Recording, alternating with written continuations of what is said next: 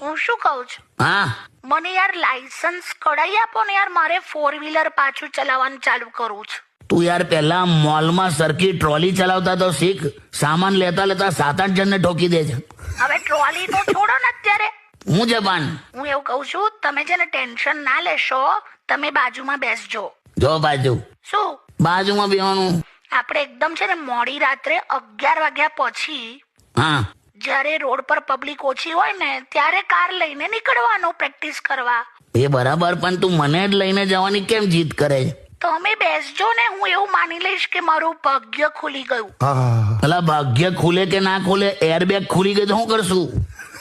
અરે યાર, તો પછી છે ને એક કામ કરશું, હા આપણે છે ને પેલા સ્મશાન વાળા રોડ પર પ્રેક્ટિસ કરવા નીકળશું. હે ત્યાં અમે કોઈ વેહિકલ નથી હોતું. એક તો તારી બાજુમાં બેવાનું અને પછી પ્રેક્ટિસ સ્મશાન વાળા રોડ પર કરવાની, એટલે તારે મને ઝાડા કરાવી જ દેવા છે.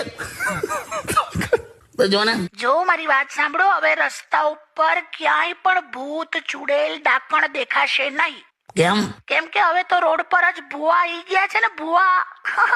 વાહ વાહ કાકી, વ્યંગ મારે છે, જો વ્યંગ કરે છે. પણ હવે આપણે એક કામ કરીએ, સાંજે શાંતિથી વાત કરીએ. અત્યારે હવારથી ના ગભરાઈ દઈશ તું મને. સારું, ઓકે, સાંજે આવું, મસ્ત વાતો કરીએ. ઓકે, હવે મૂક, હવે ચાલ. ડાયપર રાખે છે જોડે? હું શું લે ડાયપર રાખું યાર. ઓકે, લેતો જઈશ.